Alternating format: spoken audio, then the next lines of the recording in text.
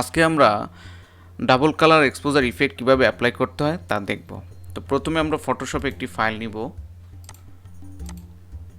যার ওয়াইড এবং হাইট 1200। এটা আমি আমার প্রয়োজন অনুযায়ী দিয়ে নিয়েছি, আপনারা আপনাদের প্রয়োজন অনুযায়ী নেবেন। রেজুলেশন 72 এবং কালার মোড হবে RGB। ক্রিয়েটে ক্লিক করব।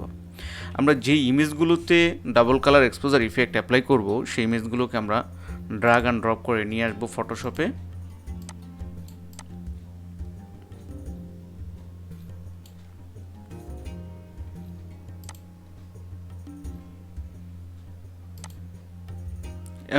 এখানে যেহেতু দুটো ইমেজ আমাদের, আমরা একটা ইমেজের আই বন্ধ করে দিচ্ছি, সেন্ট্রালাইজ করে নিব। নিচের ইমেজটিকে আমরা Ctrl T ধরে আমরা সেন্ট্রালাইজ করে নিচ্ছি, একটু বড় করে নিচ্ছি।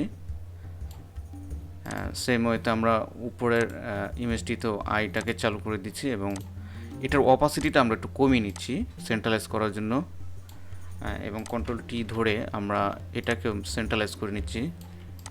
আমাদের প্রয়োজন মতো আমরা সেন্ট্রালাইজ করে নেব।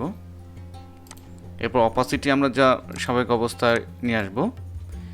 দেন উপরে ইমেজটিতে ডবল ক্লিক করে মাউসের রাইট বাটনে ডবল ক্লিক করে আমরা ব্লেন্ডিং অপশনের অ্যাডভান্স ব্লেন্ডিং অপশনের আন্ডারে যে চ্যানেলগুলো আছে RGB, আমরা এগুলো অ্যাপ্লাই করে দেখব। রেড, গ্রিন, ব্লু আপনার পছন্দ অনুযায়ী ইফেক্ট অ্যাপ্লাই করতে পারবেন। তো এইভাবে আমরা double colour exposure effect apply করব। Thank you.